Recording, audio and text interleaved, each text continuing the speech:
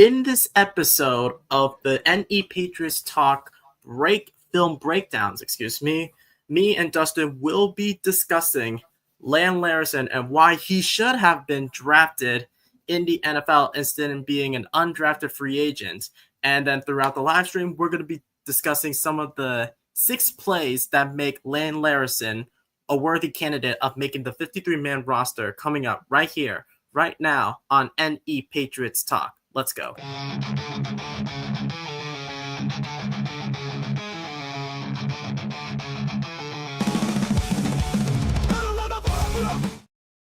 Good evening, everybody, and welcome back to another edition here on the NE Patriots Talk channel. And we're back here with another episode of the NE Patriots Talk film breakdown series. And yeah, I got Dustin here to discuss some Lan Larison. How are we doing today, my friend?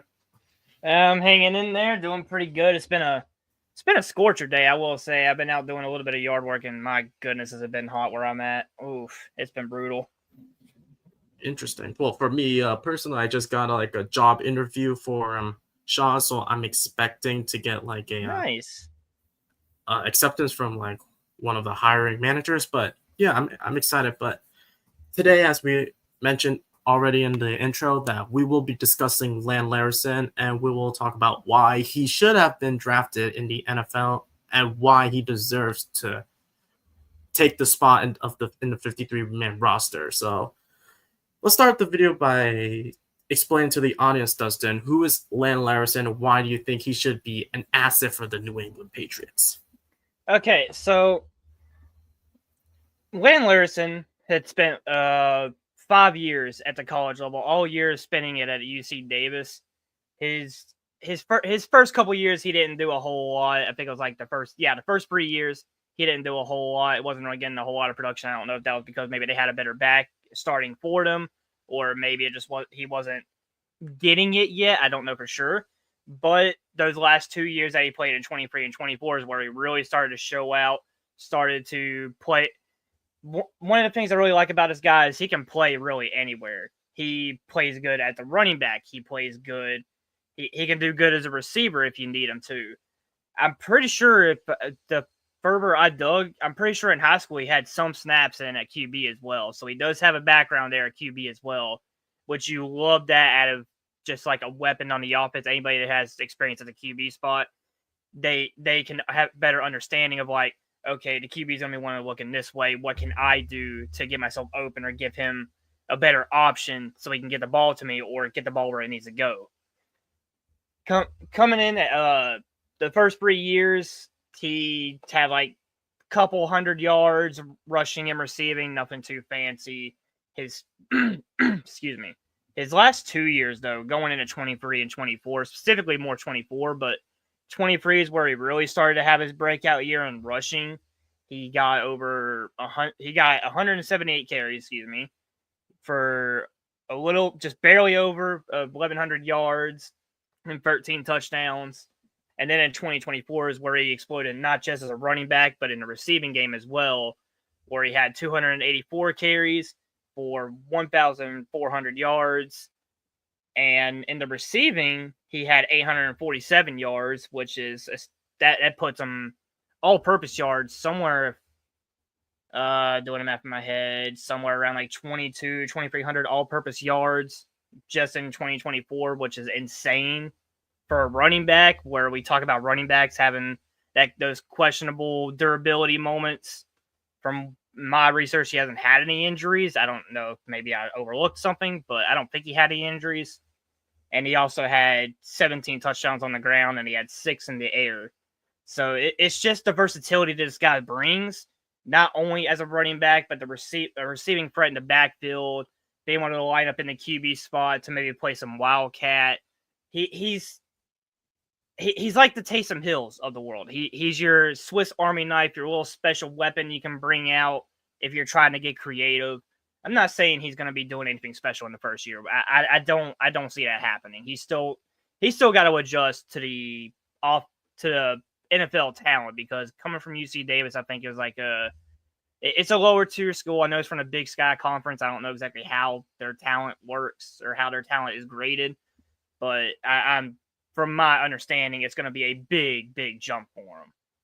But if he can get developed right, which I believe in Josh McDaniels and some of that staff to do it, coming maybe next year or the year after, give him about like 2 years to develop a little bit. As long as he stays on this team, he can be a force. He will be a force.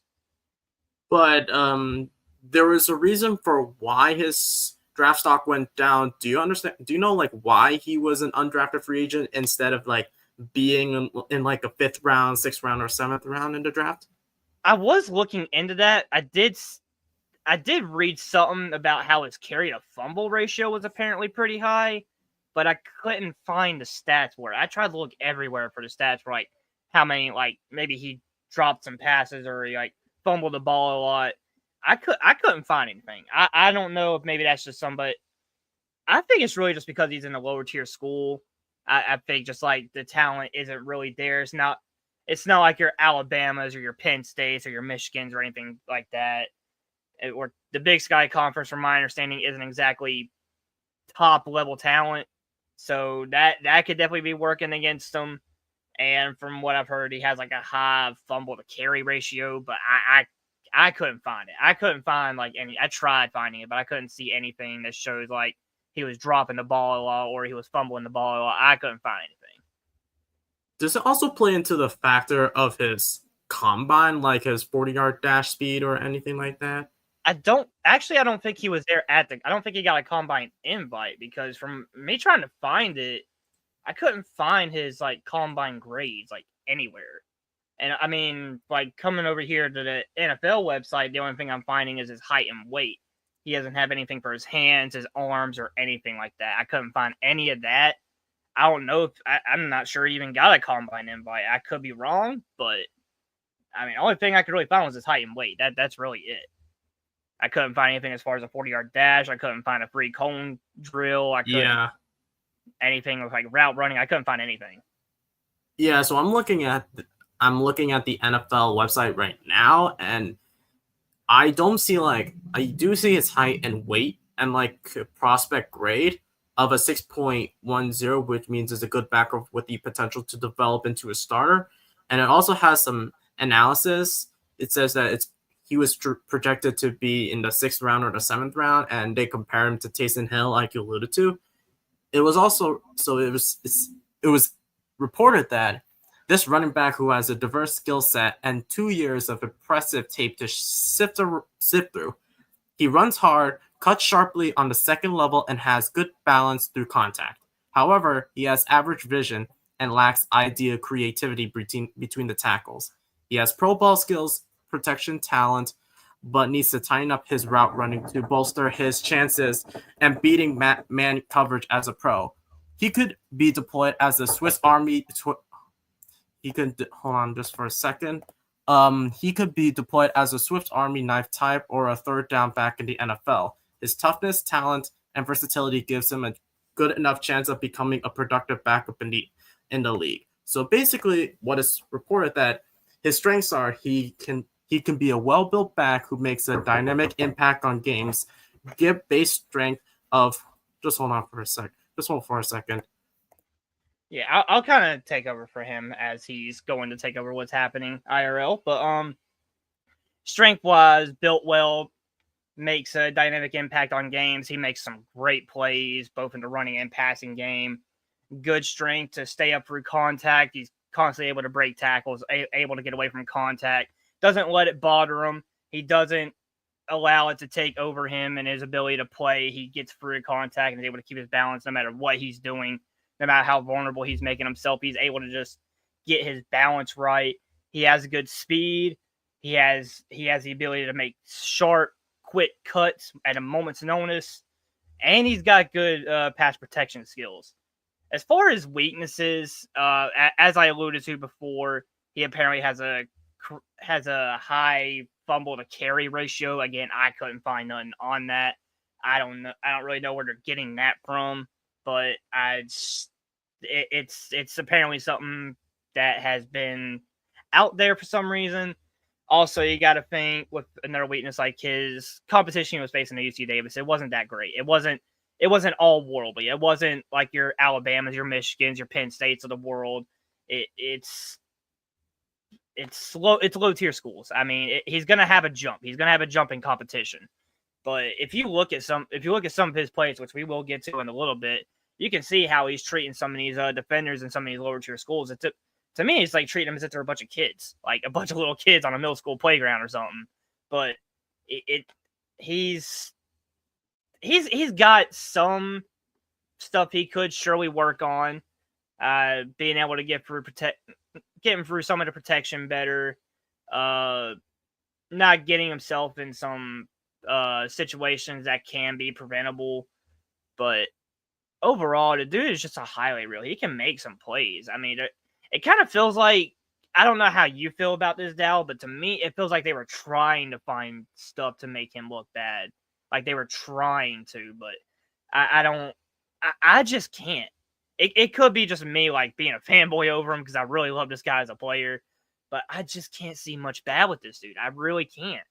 The only thing that's really holding them back from like getting higher drafted was, for one, deep running back class. It was a really deep running back class and was really talented in the running back room.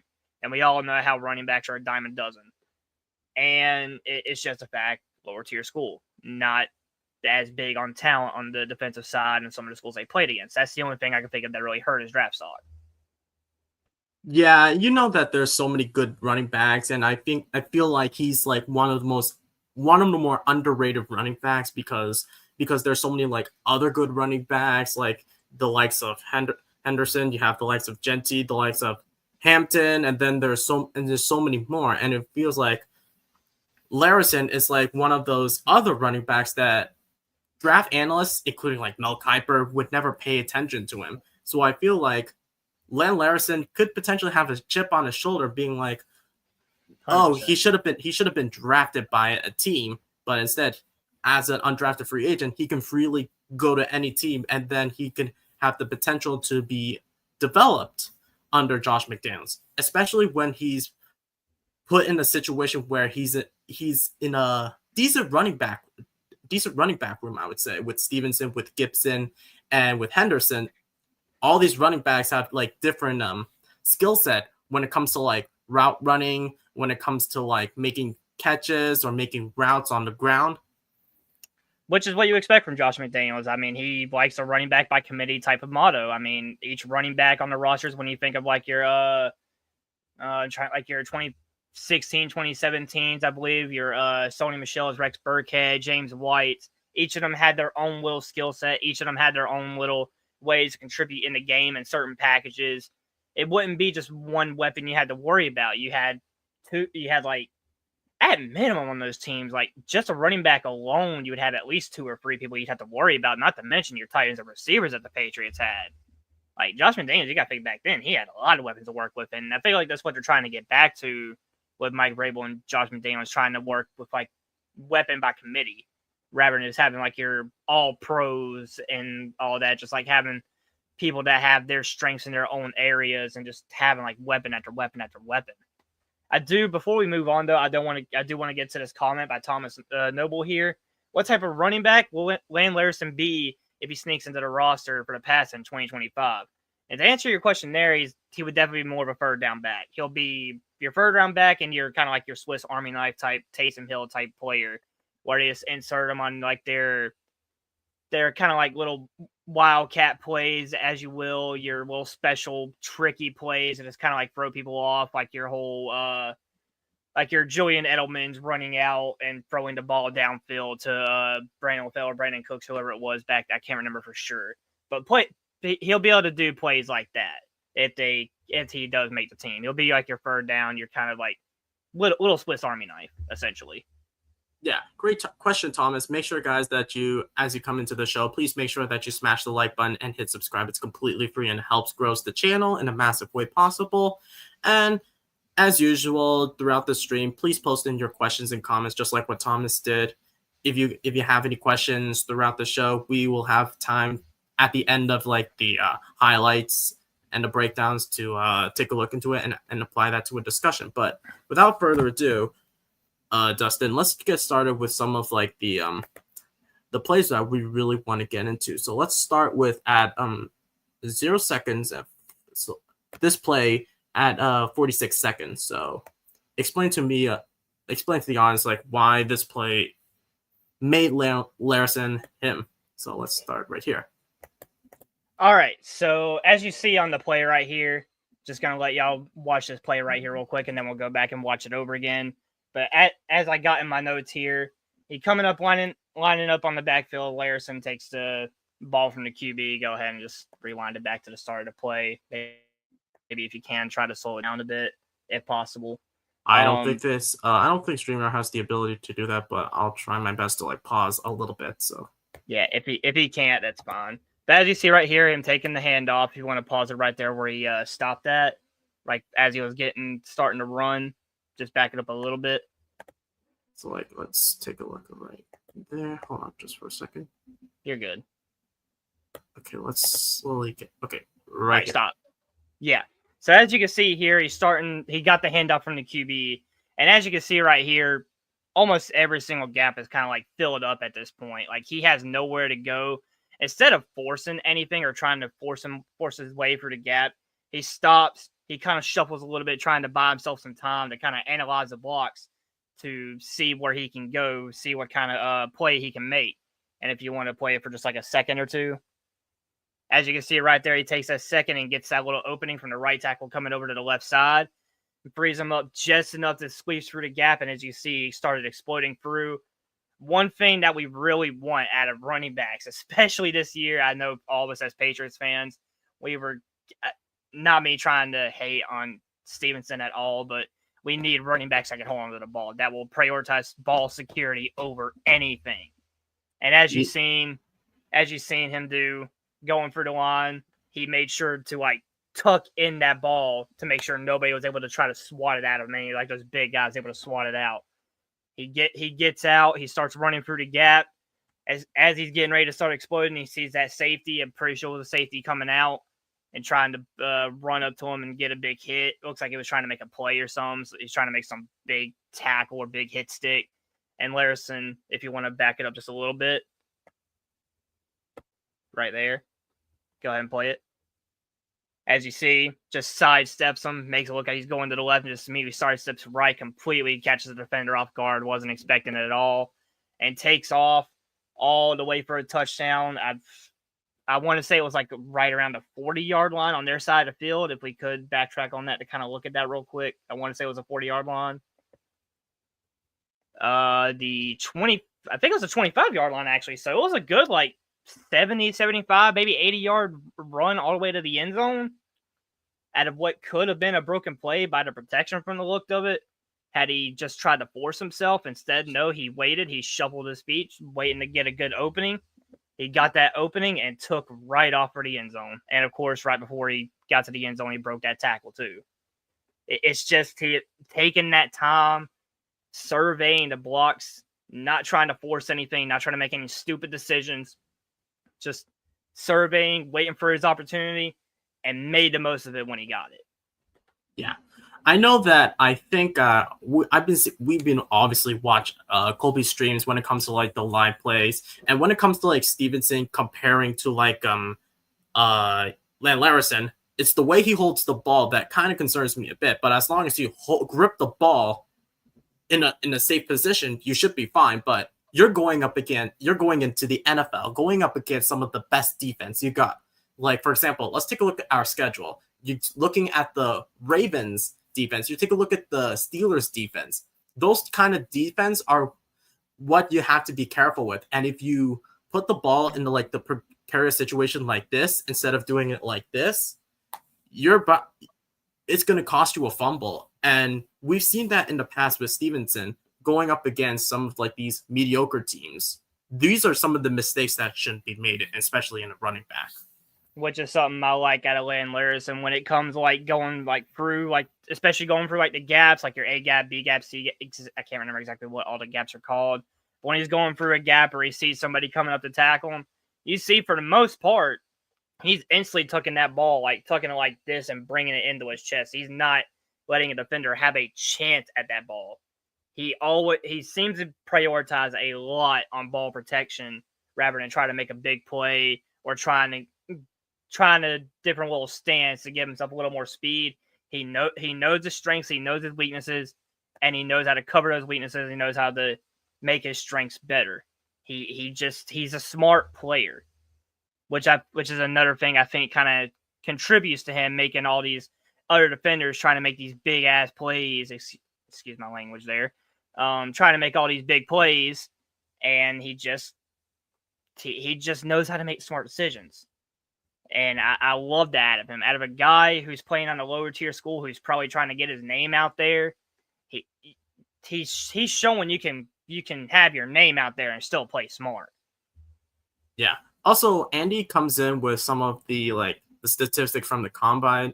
Let me guess, Andy, you got it from PFF, right? Because I'm assuming it's from PFF. I checked PFF.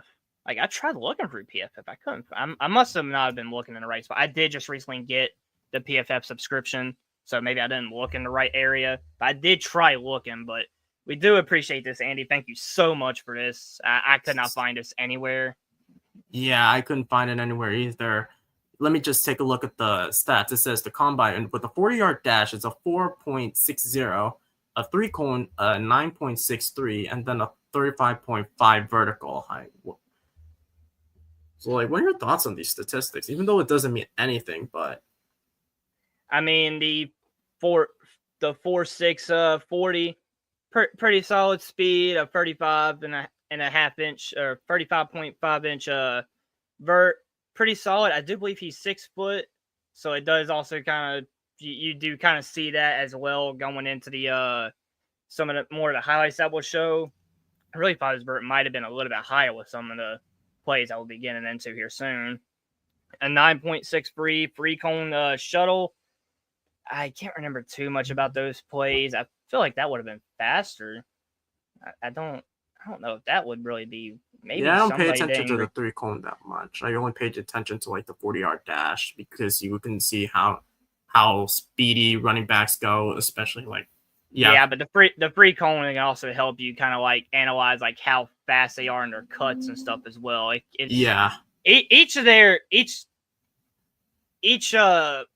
Each test, I guess you could say, has its own unique reason for it, and certain positions will value something over another. But yeah, I feel like that would have been a little bit faster. Maybe somebody didn't record that incorrectly on PFF. I don't know. I'm not saying somebody's not doing their job right, but it just feels like that would have been a little bit faster to me. Yeah, but let's move on to the second play. And you said it's a 2 minutes and 17 seconds. This is up against Utah. Yes. Southern Utah. So let's start with the play. And we'll just...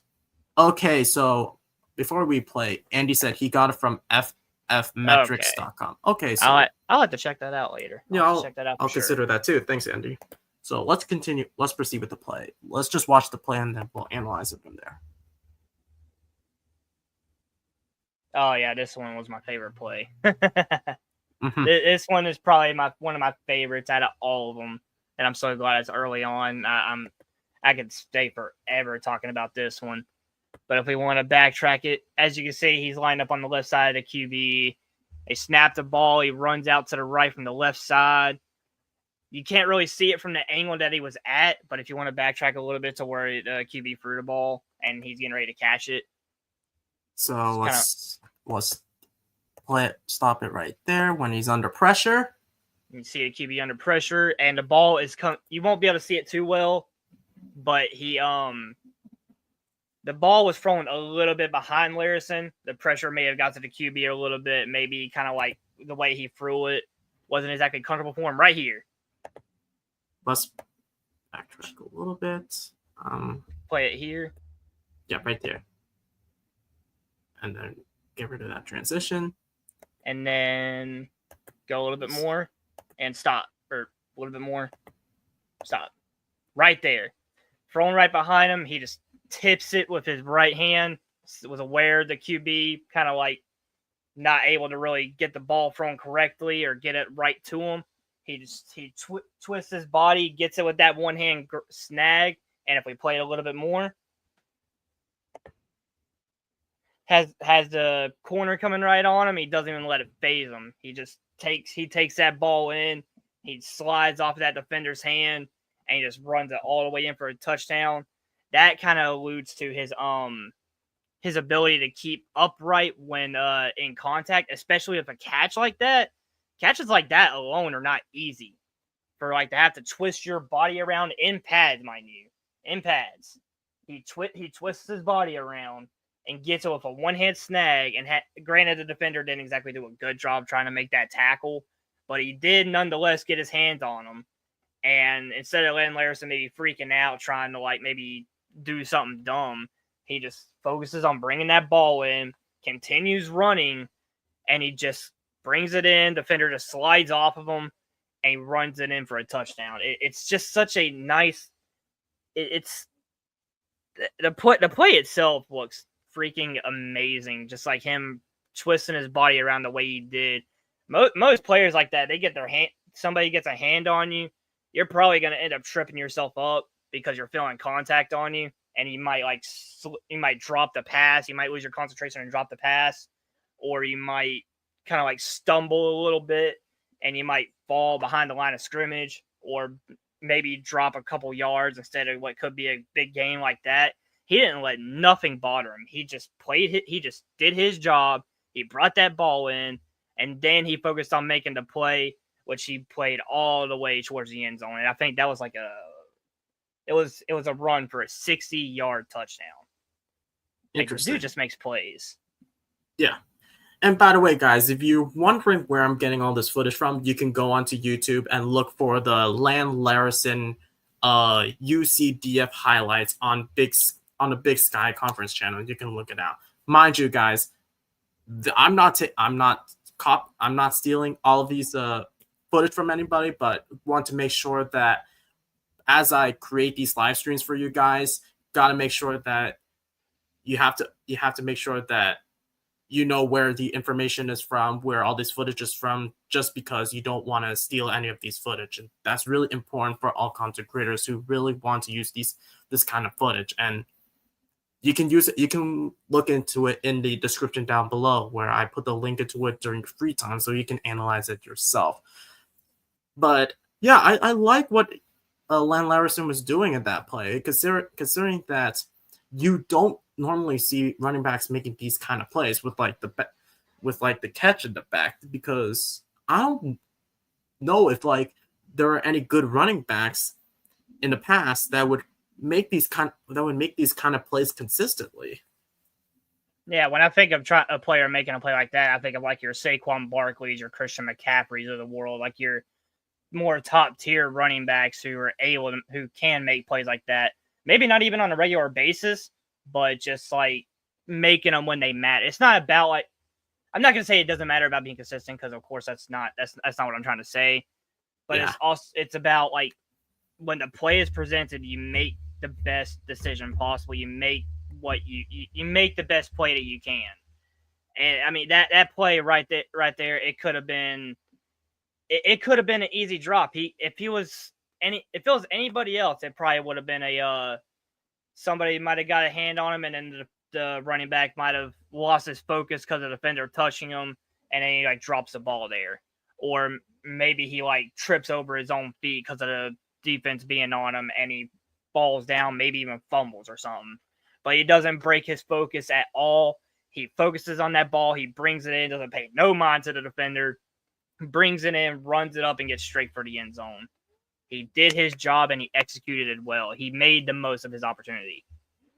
Exactly. But let's head over to the next play, which is at 4 minutes and 18 seconds, going up against GP, if I could read it correctly. So let's take a look at CP, excuse me. Let's take a look at that play. And gets the catch right here. This was another fun play. This is where that kind of 35.5 vertical was coming in. Felt like, I mean, being 6 foot, he is 6 foot, like 6 foot exactly. Kind of looking at that jump now, it kind of makes more sense now. But as you can see, he came out on the route, gets wide open for the quarterback to be able to get the ball in. The defender just wasn't paying no attention, wasn't looking towards the QB at all. Was looking more towards the running back turned receiver. Gets the ball, runs it up, sees a defender, which I'm going to clarify on this. That defender right there, number 30, his name is Boston Wilson, and he is 6'2". 6'2" at 195. I don't know what made him think he had to do a dive like that, but the man could have easily just like he could have just made a plain old tackle and would have been fine. But he tried to get down a little bit, I guess, to try to get his legs, maybe try to to get a little hit in. But him trying to be flashy, trying to make a big play, Larison decides, you know what? No, you're not making the big play. I'm making the big play, and decides to hurdle over the dude and gets in for the end zone. I found that to be freaking awesome. He probably could have easily ran out to the side, kind of like sidestepped it a little bit. Did kind of make a bit of a flashy play, but sometimes you got to be able to make the flashy play. Like sometimes you got to be able to show your athleticism, show your ability to make big plays when it's needed. Obviously, he's showing the ability right here. Like, I can run, I can catch, I can jump, I can do it all, guys. I can do it all. Like the man is just he's so fun to watch. You're gonna hear me say that a lot. Like the dude is just so fun to watch for me. I love watching him play. I love watching him. Oh, Dal, I think your mic's muted. I can't hear you. Or I don't think we can hear you. As I was saying, if he makes these kind of plays during training camp or like during these preseason games, especially going up against the Commanders, the Vikings, and the Giants, if he makes those plays in preseason, he sure is going to be a lock for the 53-man roster. But with the amount of depth of the running back, it's going to be intense. And Mike Vrabel did say that it's going to be one of the more competitive rooms that we've had in a while. So it's definitely going to be a fun watch. I'm definitely going to be interested to see what he can do against not only our defense being a NFL defense. He'll probably be going up against like the second string, maybe even first stringers. But when he gets into those preseason games against other defenses, other NFL defenses, like it's going to be interesting what kind of plays he can make and what chances they give him, and if he's going to be able to make the best of those opportunities. Yeah, but let's now head over to this play at 5 minutes, and this is up against UNCO. I think that's what it is. Oh my word! Yeah, dude just takes off and go. As you've seen coming up at the start there. Let's get back past that. As you see at the start here, you see him lined up. He's not lined up in the running back position, is he? I don't think so. It looks like he's in the wildcat position. Yeah, he's lined up at what would be a QB position, but I guess it's like their formation of a wildcat. As you can see, starting out, he's going off with what looks to be that fake pitch, kind of trying to like fake it off a little bit. I try to analyze a little bit more into this play, listen in the commentary, and kind of trying to get as much info on this play as I could. I'm not quite sure if this was maybe a designed to be this way, or if it may have been a read by Lan Larison and fake. Maybe it's supposed to be a pitch and him deciding to take it himself. I'm not too sure, because if that's the case, then that shows how this play is even bigger, because that shows he read the defense and decided, no, I'm keeping this ball as I snap it. But as you can see, he took the ball. He kind of went down to kind of pitch it. I guess he kind of like did that to kind of get out of the view of the defenders a little bit, to kind of give him a little bit more confused. But he did that, and then as he was getting ready to look like he was going to pitch it, he tucks in and immediately starts going left. He gets around the tackle. He gets around the defenders, and as he's getting around that tackle, he just starts taking off, and he gets all the way in there for the end zone. For me, this play would have a lot more standing if I could find a little bit more as if this was if it was either designed to be that way or if it was a read by Lan Larison.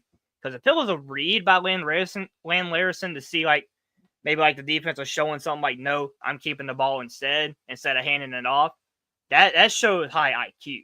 But I couldn't find anything to really say for sure that's what the play was. Because most college, you see like play actions or RPOs like that, they're usually called by the offensive coordinator that's what's going to happen, or that's what was meant to happen. In the NFL, it's kind of like an organic read. it's off the QB, like they're reading the defense and they're making that split-second decision. But it's definitely really fun play. It shows like he's got some wildcat experience. It shows like he can line up in multiple spots on the offensive line. Offensive line on the offensive formation. I mean, he can line up in the 5 wide as a receiver, as a running back. He can line up there where a QB would at the QB spot in the wildcat. He can do it all. He can do a lot in the offense, which is going to be very, very interesting to see how Josh McDaniels utilizes that from him. Exactly. So originally this play was not included into our notes, but we're definitely going to be squeezing this play. This was another play, Dustin, that you thought this was interesting. So let's get to that play. I think it was at 6 minutes, I think it was. I know what you're talking about. Yeah, I know what you're talking about. Actually, no, that's not the right. This is the one. Yeah, this is it. Before you start it here, you see like right there, right now, is a wildcat QB out there.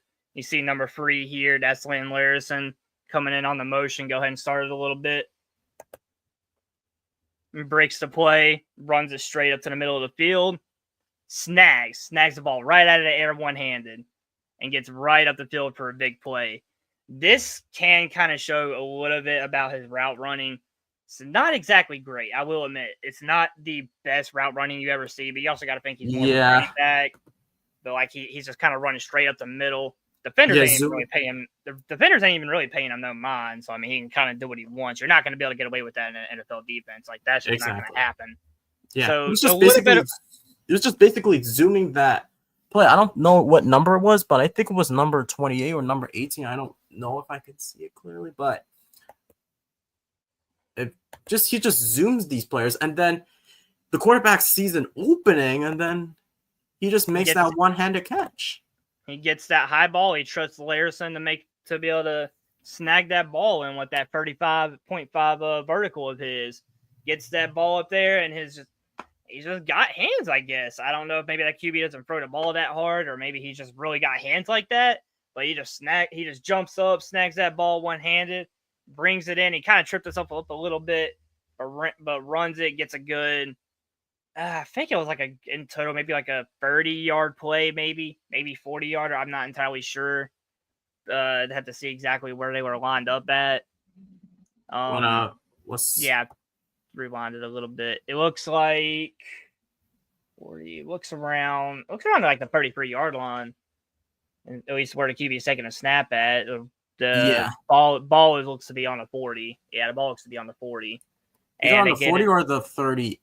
Or on the 38 or 37. No, it looks to be the 38. But he runs up the middle, catches the ball at the 40 yard line. He gets all the way to the 19, 20 yards. So it's a pretty big chunk. Now again, route running not the best, really not the best there. He just kind of just took straight off. Like he didn't really didn't really look he was running a route. It looked like he was just running up the middle. It was also kind of shows right there how the defense just isn't really all that out of worldly, which can also kind of hurt his draft stock a little bit. He's not playing against top tier defense, but still, if the defense gives him an opportunity, he can make a play like that. Like it just shows he's got that vertical, he's got the hands, and he's got the speed to get away if he needs to.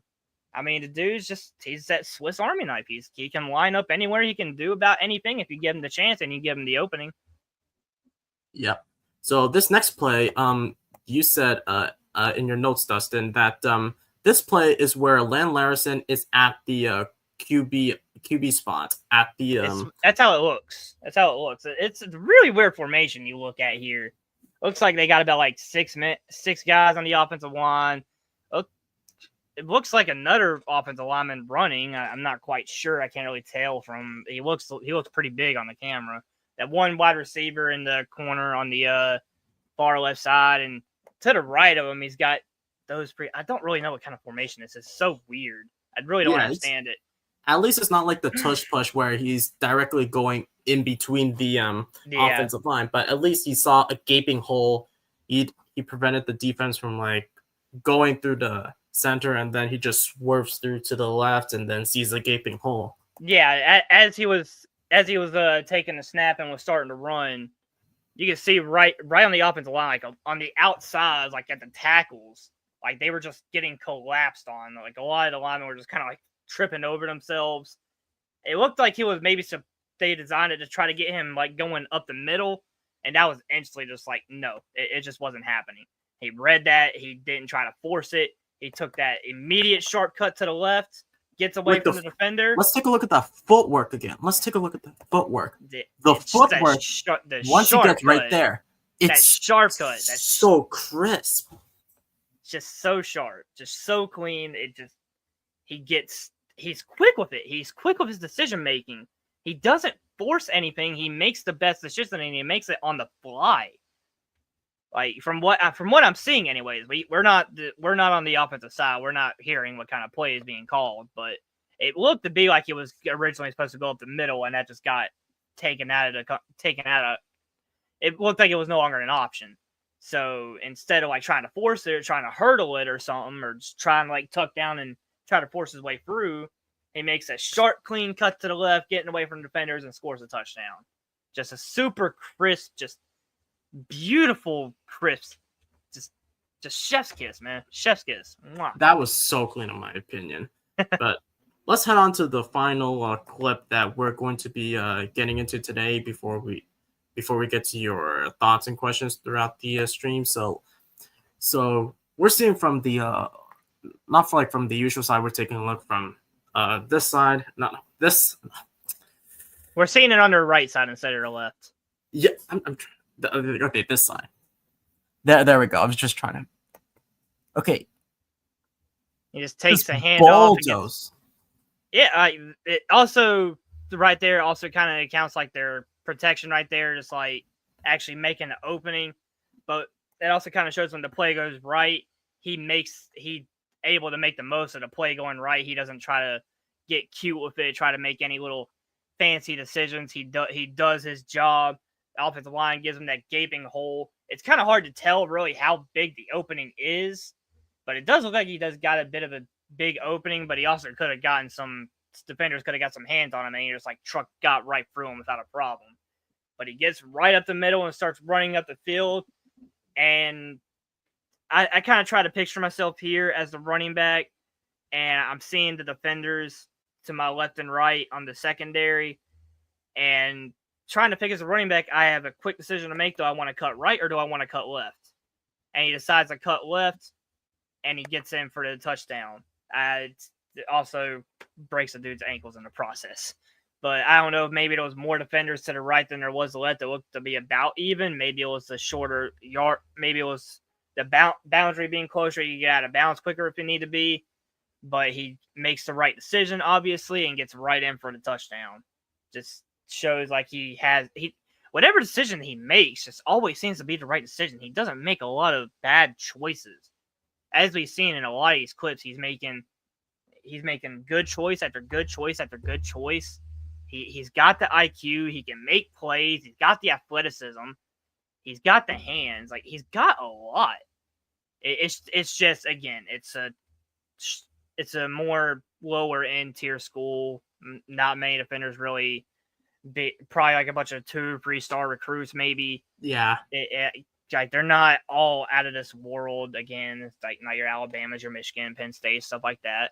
But it's just the way he makes it look like it looks like he would belong in like at least like where your 3-4 star recruits are going to, like your I'm trying to think. I'm not too good with like colleges. Like there's so many like running back like factories. Like you think of like UCF. There's like Rutgers, Ohio State. There's North Carolina, where RM Hampton went to, and then there's so many good schools. It just feels like he could have got. It feels like he could have gotten an opportunity at a different school had he really wanted to, but he chose to stay at UC Davis, which also kind of shows some loyalty there, which is another good thing you'd like to see out of a player that stays at one.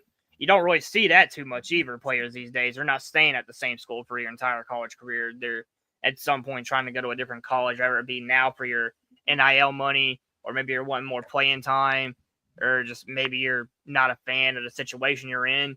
But Lan Larison, he just bided his time and he waited and he got his opportunity at UC Davis and he balled out. Yeah, and during his time at UC Davis, he was his first 2 seasons, even though he didn't show much, he was second team All Big Sky, which is it was good. But what caught my eye was like he was 3-time first team All Big Sky during his last 3 seasons at UC Davis, and then at 1 season he was Big Sky Offensive Player of the Year. It just shows you that he has the potential to be like one of your best offensive players in a team, in spite of like being in the low tier competition. It's as I said, he was just making those lower end defenders just look like a bunch of kids. I mean, it looked like he could have went to a higher end school and played with some of the more bigger boys, but he chose to stay at that school, rather it just be like he wanted to wait for his opportunity. Maybe he just maybe he just didn't feel like he deserved an opportunity at a bigger school. I don't know exactly what his position was to stay there. I mean, granted, his first 3 years, he didn't get much playing time. Maybe he could have went to a different school and got more playing time earlier on in his career. But he stayed at his school, which shows some loyalty on his end, which, I mean, which would be nice to have here at the Patriots, just to have some more guys that want to be here and want to play here. Not saying that there's guys who don't want to be here. It's just nice. It's nice to know we got guys like that will show loyalty to the programs that they're put in. Oh, exactly. So to conclude this live stream, what is your, out of all these clips that we've taken a look at so far throughout the show, what is your favorite play that you do not want to miss out? Wait, do what? I mean, what was your favorite play overall, given these highlights throughout the entire show? All the highlights at the one at 217, man. That twist at the back, trying to getting that hand in and shaking off the defender. It just shows them putting that extra step to getting the ball in and making the play, and prioritizing the ball security over trying to do something fancy. And it also showed his concentration, not letting anything bother him. The defender getting his hand on him, trying to trip him up or anything. He didn't let nothing bother him. He just did his job, got that ball in, protected it, and then ran in for the end zone. Excuse me. Yeah, I like that play too, and also considering that I like the hurdle in one of those plays, I thought that was really impressive, because I know Saquon Barkley did it against a Jaguars defender, but him doing it in a lower tier competition, that's really impressive, and that's why he deserved to be in a first team all Big Sky player. Yeah, you got to think, if it was maybe the year before or maybe a year after him coming into the draft, where maybe the running backs are not so high, you got to think maybe he is that 5th, 6th, 7th round pick. Maybe the team is picking him up. But this year, I mean, they were loaded at the running back position. There was a lot of good running backs out there, man. There was a lot. He just unfortunately was kind of one of those guys that was kind of forgotten, because there's just so much more talent out there from some of the bigger schools. But that doesn't mean you should overlook him either. If he gets his opportunity and he shines, he can be a weapon. He could be a problem for some defenses out there if he just continues to grow and show his skill set. Yeah, well, that's going to be it for today's episode. Unfortunately, I did push back on the Swinson video, so that will be uploaded. So that would be I'll be live for that next week. It's going to be a shorter one. There is going to be one more positional live stream we're going to be doing, and it's going to have to do with the special teams.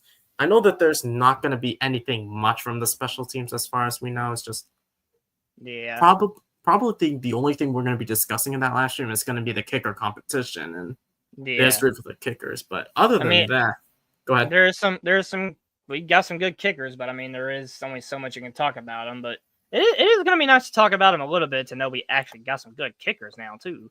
It's nice to have some good kickers competing against one another. It's nice. It's nice. Yeah, especially making accurate kicks, and because we want that. And so because of the condition of the free plan on StreamYard, there's like a couple of hours I have left in my storage. So basically, that's why I'm going to be pushing it. And then once June 27th passes, that's where it restarts. And then that's why I can consistently go back to making content properly. And we're going to continue with this series with some of these other players that I think that could be in the discussion, because I really want to talk about some of these players we drafted or players we brought in through free agency. I'm just excited for what this content's going to be coming up, especially 4 weeks before, 4 or 5 weeks before training camp, because I think it's about 5 weeks. I want to say. Yeah, I think it's about like I think it's near like late July that it like kicks off at. July 23rd, I think it is. Yeah, that's probably. I'd have to say it's probably like the last week or maybe the second to last week of July. Yeah, and I'm considering wanting to go to like a training camp session so I can see all these players. I want to see Chisholm balling out. I want to see Lan Larison balling out. Hopefully they can look great in pads, because so far we've only seen them without pads and no contact. So Yeah. This is gonna be fun. But like I said, that's gonna be it for today's live stream. Make sure that you smash the like button and hit subscribe. It's completely free and helps support the channel as always. And turn on these notifications so you won't miss out on a future live stream. And as always, go Pats. Go Pats.